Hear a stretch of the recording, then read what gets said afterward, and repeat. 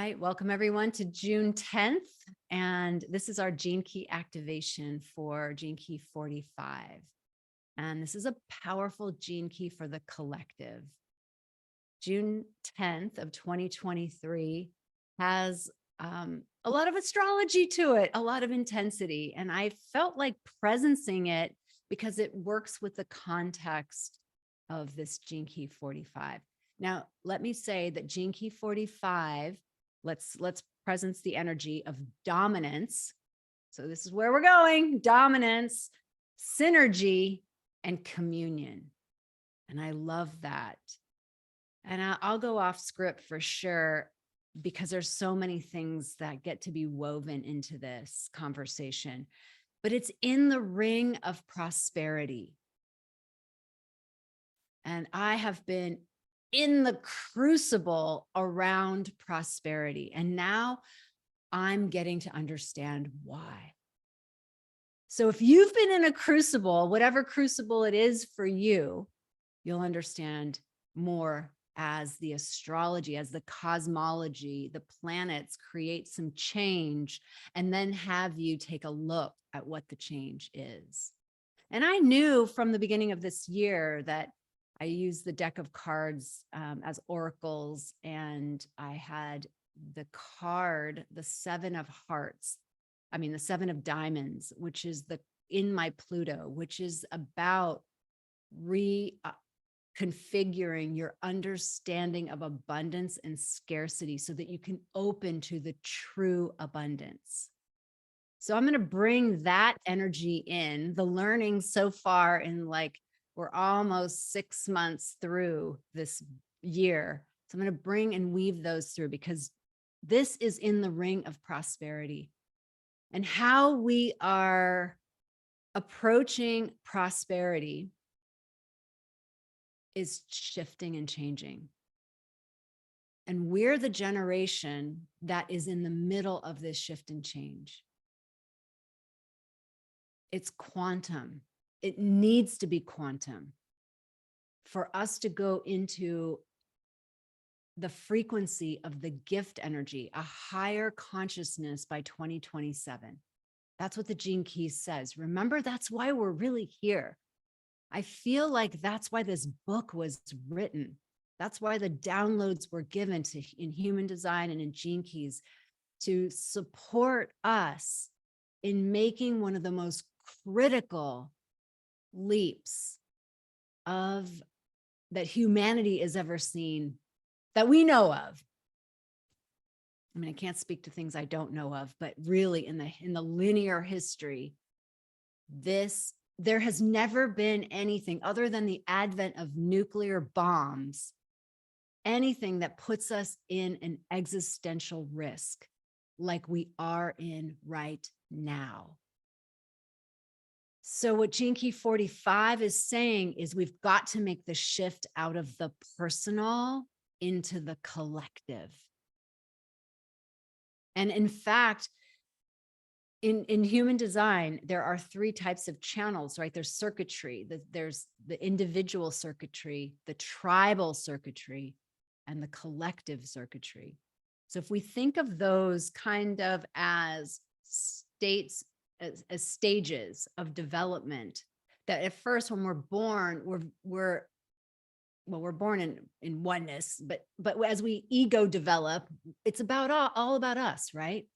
That's our negative love, our concept of negative love. And I taught this in the superabundance class around ages 3 to 6, when that self-reflective piece comes online. The child, you, says, "Oh, I know why everything's so fucked up. It's me." And that's the beginning of that sacred wound. I know why my parents are fighting. I know why, maybe you were a child who didn't get picked up when you needed to be picked up, or you didn't get fed when you needed to be fed. And at some point, you make the conclusion that it's you. That's because of the development of a narcissistic worldview. And then our worldview goes to me and my people, my tribe. And you can see that, right? You can see cultures that are all about the family. It can, the shadow frequency could be very mafia-like. And it traps you. And Carolyn Myss talks about this in The Anatomy of the Spirit. She talks about how in order to evolve, the tribal is very root chakra. And in order to evolve, many of us have had to leave the tribe, right? We had to go away. That's that development from that first chakra to the second chakra. And some of us have been able to come back into our family dynamic and maintain our sovereignty, maintain our power. Today's conversation is going to be about money and power and a new way that's emerging. And it's good to call it out, because while we're not there yet, the template's already there. The blueprint's already there. So we don't need to try to think it up. We really mostly get to just let go of the old and ask the question, so what's next? I was listening to a lot of Carolyn Myss, just kind of got pinged, and she talks about, instead of, she said this line, and I mean, this line, if you remember nothing, remember this line, because I think it's freaking awesome. The universe is intimate, but it's not personal. And that's really the representation of that movement in the gene keys, from the shadow to the gift and the gift to the city, these superpowers, the flavors of enlightenment. And what happens in every flavor of enlightenment is that the personal you disappears. There's no you. Remember, I spoke last week about Gurdjieff and the realms, the worlds, mapping the metaphysical world. Well, the difference between world 48, where we are, this linear timeline with 48 rules that create such a density here, to go up a level in frequency is to understand that the universe is intimate, but it's not personal. It's not about you as a personality. And that's why Gurdjieff put together the Enneagram. The Enneagram is an understanding of personality. That it's the not self. It's the matrix into which we were born. So this is, I so love the Enneagram work. It's one of the pieces that, when I read my number, I felt sick to my stomach. So that's how you know your number, right? You see, I think all the other numbers are better, but that number, and when you land on it, you're like, because it's such an incredible teaching. It's whatever you thought was really water is really the matrix. And so the gene keys, human design, all of this is an Enneagram. It's pointing to the not self, so that we can wake up to the intimacy of the cosmos and play just a totally different game. So the world of scarcity, the world of fear, is inside the shadow frequency. And this particular flavor of shadow is the shadow of dominance.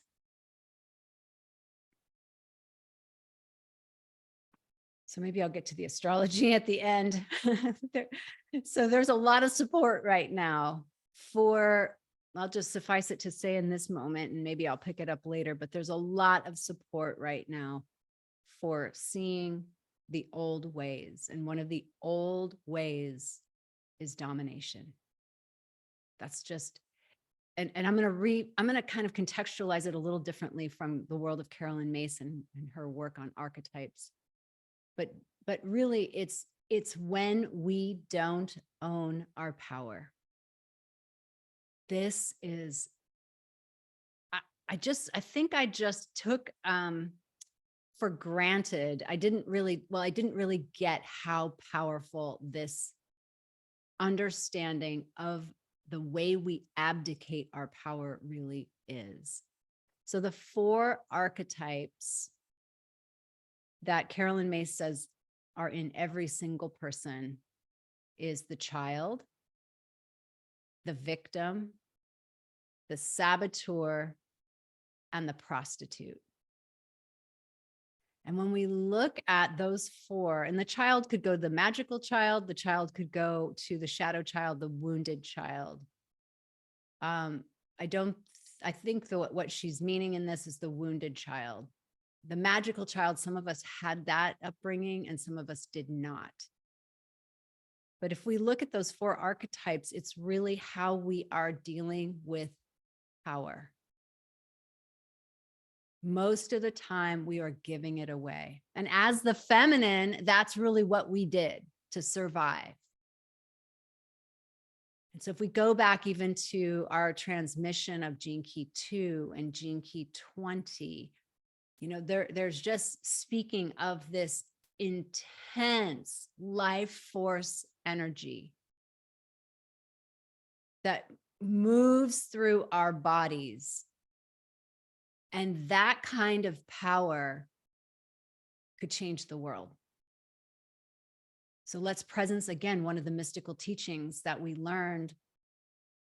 I think it was maybe even gene key 20 when we learned this. It was that the outer world reflects the inner, right? The mystical teaching of the inner and the outer, the above and the below, the holographic universe. Everything is one thing. It's intimate, but it's not personal. And so understanding that right there, even that can start to shift our scarcity mindset that has allowed a level of dominance.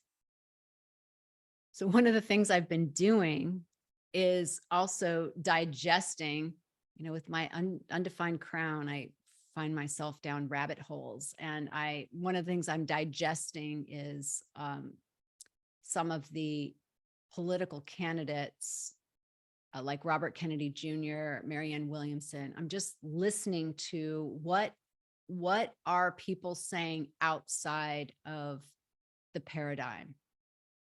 And I'm digesting some of the I would say even teachings. I mean, I think both of them are teachers.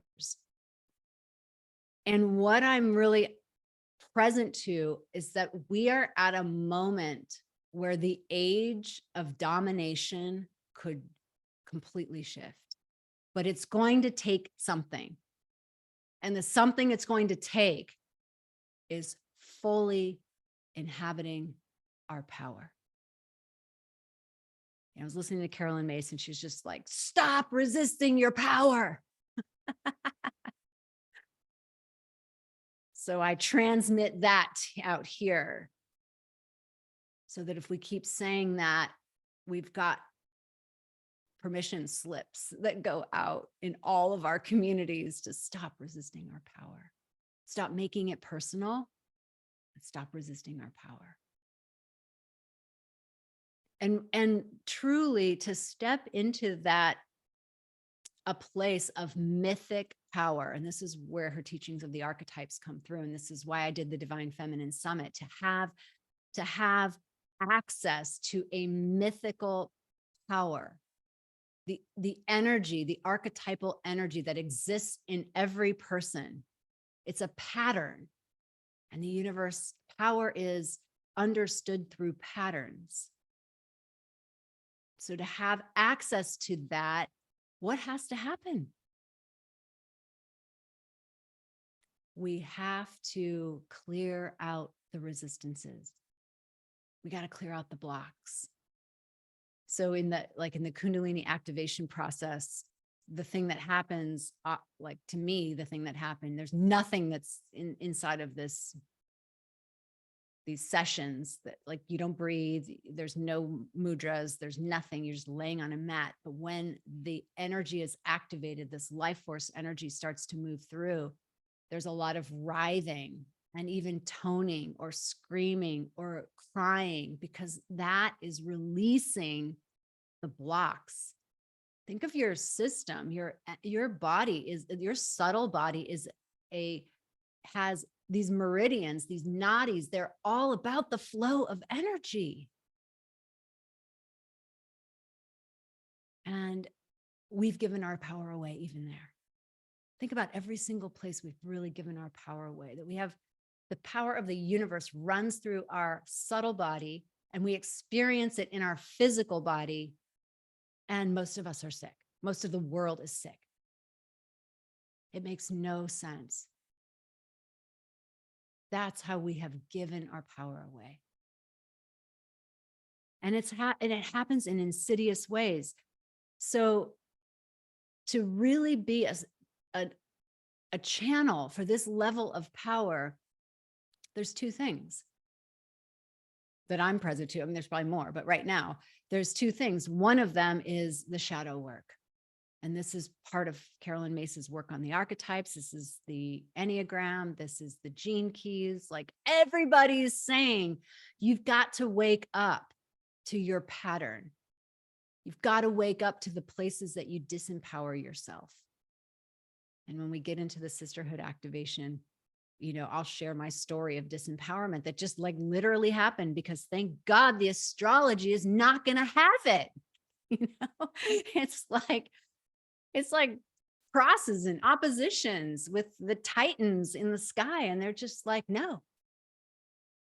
So we get to, instead of trying to salvage what wants to go, there's an intelligence there. So yeah, it's shadow work. And then it's being responsible. Because most of us don't want to, you know, own our power, because that would make us responsible for our lives. Nobody is going to save you. I swear the best business conversations I have with one of my friends who has known me for 30 years, and her big revelation in what changed the course, the trajectory of her life. She's a manifester. She's very powerful. She has the channel of money, and she was really disempowered in money. Had a dominating father and great guy, but dominating. And so it was natural, like as a child, to give her power away. And then married a really great guy, but that great guy just was going through his own stuff and really inconsistent job history. And she was like constantly trying to make him get the thing. And I was like, stop, it's you. You are the one you've been waiting for. And then now she gives me that great advice. She's like, now no one's going to save you. And from the point of view of me being a separate self, that's very scary. But if I shift over to the consciousness of the collective, then it's a whole different game.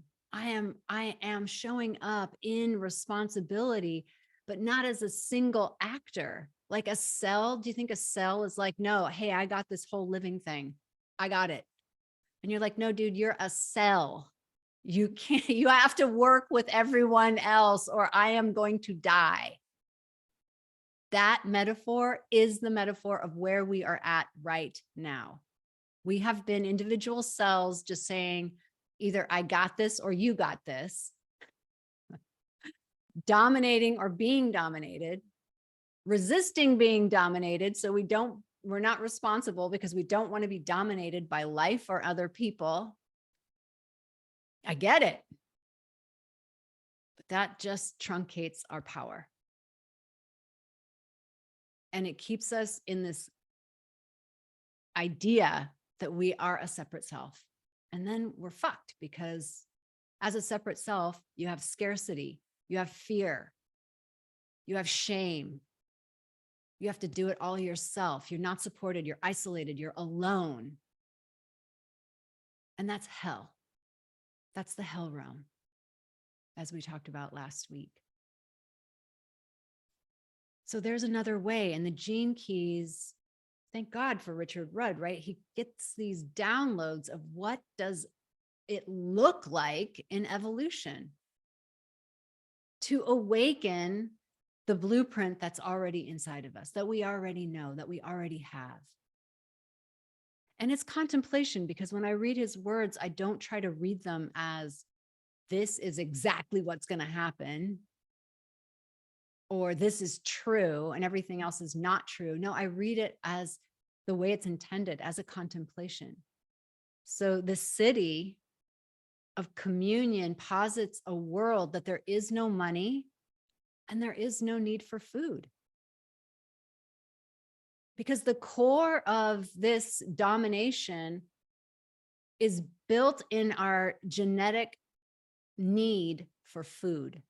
Whoever controls the food controls life. And in opulent times, when we figured out farming and all that, then it got transferred to money.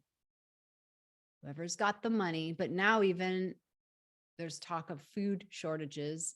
And we notice that certain billionaires are buying up lots of land, agricultural land. So it shows us that is genetic. That's built into the system. And what Richard Rudd says in the Gene Keys is that we can't blame politicians. This is the shadow frequency of something that's in all of us, in the collective. So how do we move out of it? I think we move out of it by doing our own shadow work, by being responsible for our own power. And the third thing is to start to question the system. And isn't that already happening? I mean, yesterday I read a post, I mean, just to make it super granular, because a lot of my work has been in the past to support, and still is. I mean, I have the business mentorship group, but it's like has been around helping coaches, women step into coaching and giving their gifts. And I think that's going to keep blowing up. That's going to keep growing, because we know that we're getting awakened. And yet there are new ways, not even new ways of making money, but there are ways where we trust. So back to the post that I saw, a friend of mine who I haven't seen in a long time posted that she has a very successful one-on-one practice, and she was told by spirit, no marketing. And so when she got that directive, she really had to lean in to like, am I going to walk this talk? Because I think we each have choice points and they show up differently. I don't think we should make a bright line rule out of out of her path. We all are going to be asked at some level, or we are going to have an inner knowing at some place where it's going to break us off. We're going to branch off from the matrix. And that moment is really scary. You know, it's like when you get a cancer diagnosis, and if you haven't really been steeping yourself into the natural remedies and world, people just go like right to the allopathic medicine, because that fear drives us to where there's consensual reality. And those may or may not be good choices. Like, I'm not evaluating that. I'm talking at the level of what our knee-jerk, repetitive, habitual way of thinking is under fear and stress. So that's how we're complicit in the shadow. And I'm seeing more and more brave people. And I think the astrology is just really forcing the subject. It's like, yeah, I mean, sometimes I consider myself brave, and sometimes I consider myself not brave. And I see like, oh my God, I've been hiding out, but I didn't know it, or I did know it and I didn't want to deal with it until the astrology, the crosses, the oppositions force it. So you've probably had that in your own life. There's another teacher as well who I'm actually talking to one of her marketing companies, because she said I had to let them go because I was told by spirit, you're not going to be doing online marketing. Another one. And again, I'm not saying not to, because they're very powerful tools. It's really a deeper call to listen. How are you being called to break the matrix? Some people are being called to live in community and start the experiment of, how do I be with other people? How do I get along? How do I be with other people? How do I be with like-minded people? I think that's one of the things. And some of you have been really just asked to trust. In the business mastery course, there's a woman who just gave notice in her job, and because she's feeling the deeper call to give her gifts. And she's questioning every single thing that she was doing before. Like, maybe I don't want to be a doctor. Maybe I don't want to do the work with people one-on-one. It's that willingness, because the pressure is so intense, that you stop resisting the thing that you are resisting.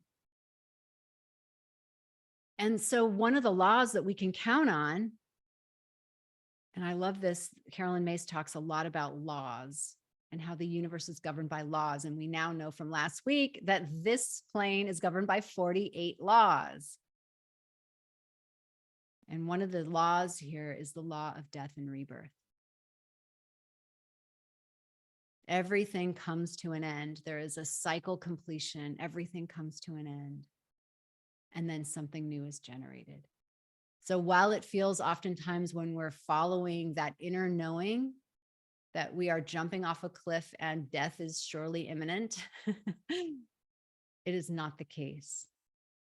It's like a fractal. We go into a whole new universe.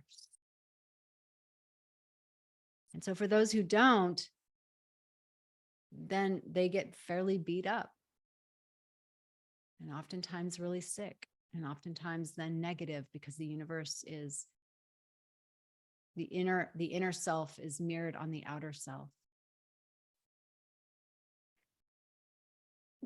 There's two things I want to also bring into this before I end on it.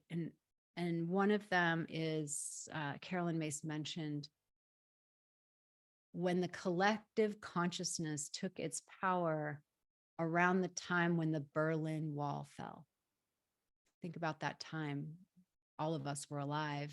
All of us probably remember that on television when the Berlin Wall fell. And she's like, when we finally decided that we were not going to be in that conversation anymore, she's like, the Berlin Wall fell fast.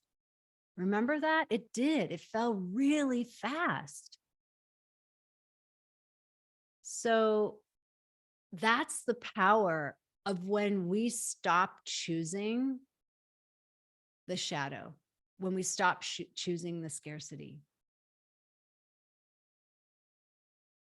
I think about this guy that I've mentioned this before, when I was hiking and I saw this guy spraying something, and I was like, is that glyphosate? And he was like, it is on a trail. And he's like, yeah, it is. And I was like, whoa, do you know that that causes cancer? And he's like, yeah, I do.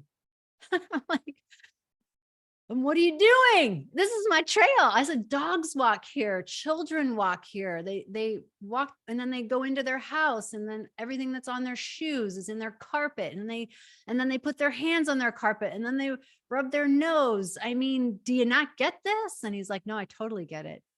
I hate it. I'm like, oh, why are you here?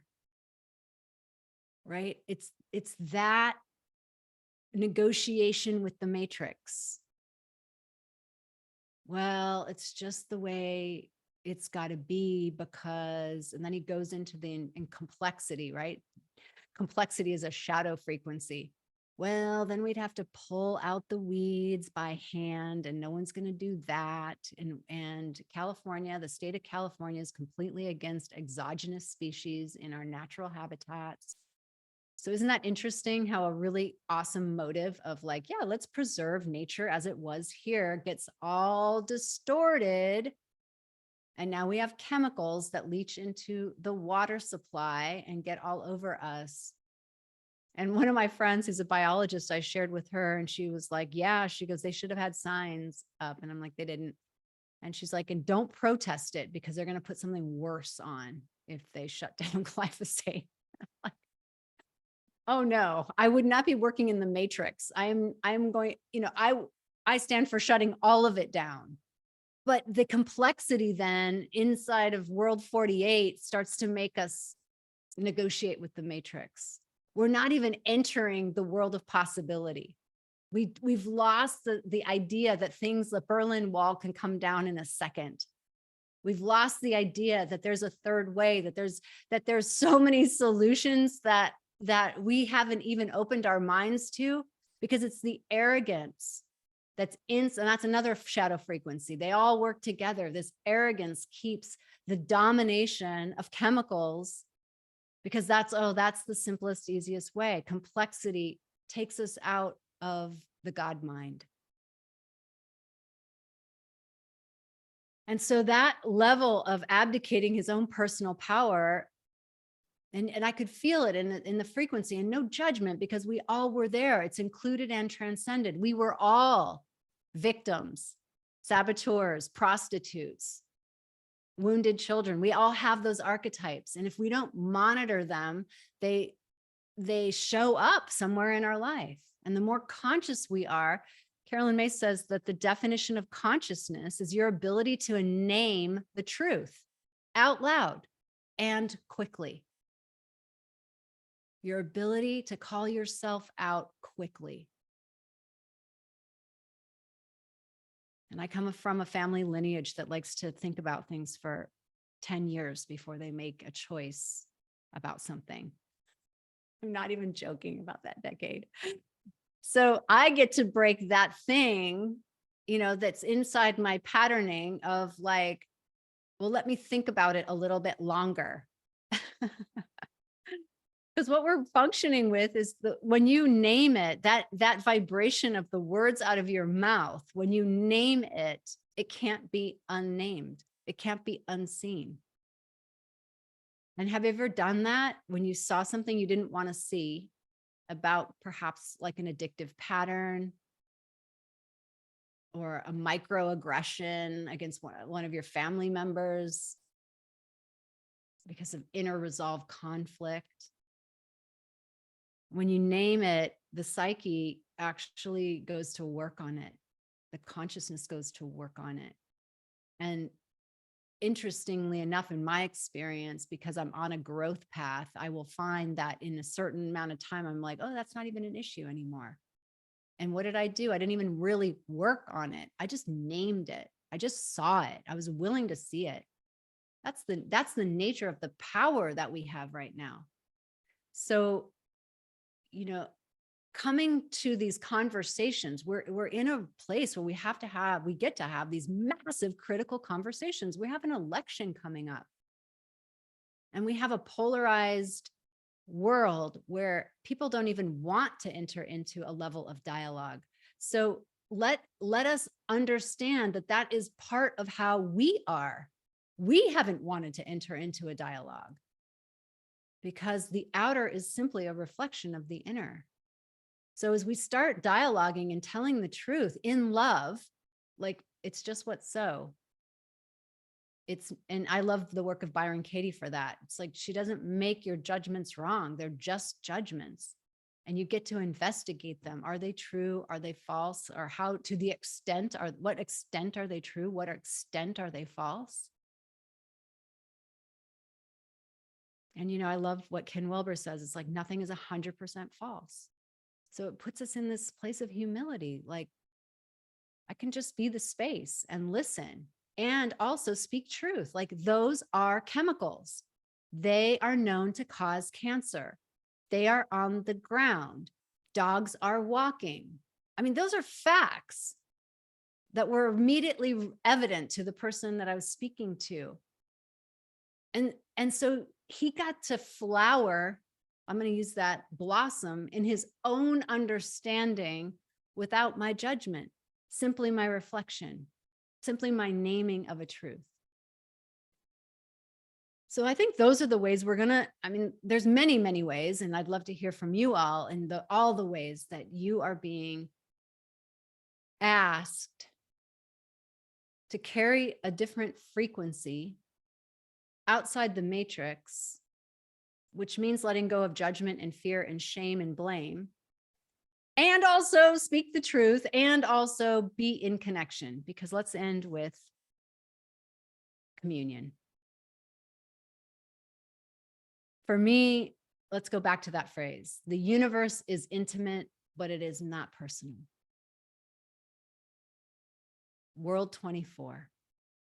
Last week, when we talked about World 24, the world of the mystical, imaginal, the world of possibility. It's a deeply intimate world. It's the energy, remember, from, I think it's like World 3, Eros coming through, Shiva and Shakti, life force energy running through. It is incredibly intimate. That's the nature of the universe, and it's transpersonal. We retain our sense of individuality. People have crossed over, like Anita Morjani in her book, Dying to Be Me. When she crosses over, she's like, there's my dad, except that my dad is me, except that everything is one thing and there's no time.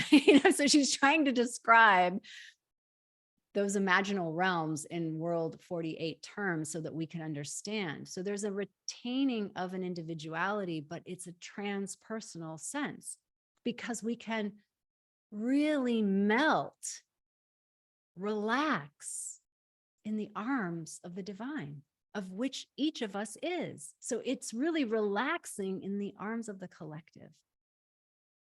This is an understanding that has, I mean, honestly, I don't even get it. I don't get it at all. I'm just scratching the very surface. This is where we are going. So just, if you have ears to hear and eyes to see, those cells inside of you, the DNA inside of you that knows that we are not separate, that we are actually one, that this is a holographic universe, will start to play the game differently, because you matter, you have power. The power is power running through you. And if we decide that the Berlin Wall is bullshit, then the Berlin Wall is coming down. So what other choice are we going to make? We are at choice, which brings us back to we are at responsibility. The other day I saw the movie Dosed, and it's the second one. There's apparently two. The second one about a woman's cancer journey and her use of psilocybin to overcome her fear and anxiety about dying. And just to represence, I've said this before, but like Michael Pollan talks about in his book, How to Change Your Mind, that the default mechanism, what this plant medicine and also LSD, what these do is they reduce the default mechanism in your brain, your ego brain, that sense of separate self. That is like the seat of the shadow. And as I kind of look at it like a mechanism, as it lowers, then you see the entire brain light up, because now all these, I'm going to call them God centers in your brain, have access to each other. And so she describes her journeys, and like kind of entering into this portal and crying and letting go, just like we get to do here. We cry, we let go, we see that the dissolution of our old life is happening. And there's grief. And then she was, boom, in a portal of pure love, pure bliss, communion, coming back to where she never left. She does two journeys in this story, in this documentary. And it's so profound to understand that as we make this leap to the gift frequency in the city, we are not without help because we're connected to everything. The mycelium is here to help us. They have long been communal organizations. They understand that there is no thriving if one person thrives. This is where the billionaires have got it wrong. If we, like Jared Diamond says in Collapse, the rich just die last. When you collapse a civilization, everything, everyone dies. So that ego single cell lie that I want to hoard all the wealth, which is meaning I want to hoard all the power, is unsustainable. Nature doesn't work that way. And the mycelium is here to teach us that. And so if you find yourself not able to overcome deep levels of scarcity, it's not your fault. It's in our programming. And get help. Do a hero's journey. There's many, many people now who are trained to hold space with you as you go and meet your fear. But you will have the support of your entire brain, your God brain, not your scared, wounded, conditioned brain. And so that is what is possible as all these things collude to wake us up, to allow us to make the next quantum leap in evolution. And lastly, I'll say something that I've heard several spiritual teachers say. Eckhart Tolle was the first person. And then someone I was listening to recently, it was Cynthia Bourgeois in The Eye of the Heart. No gains in consciousness are lost. So you matter. We matter. Let's rub our hands together and gather all the positive energy that we have generated here, and let's just beam it out. Beam it out to the whole world, to the collective of which we are a part. May all beings benefit from the merits of our efforts. Namaste.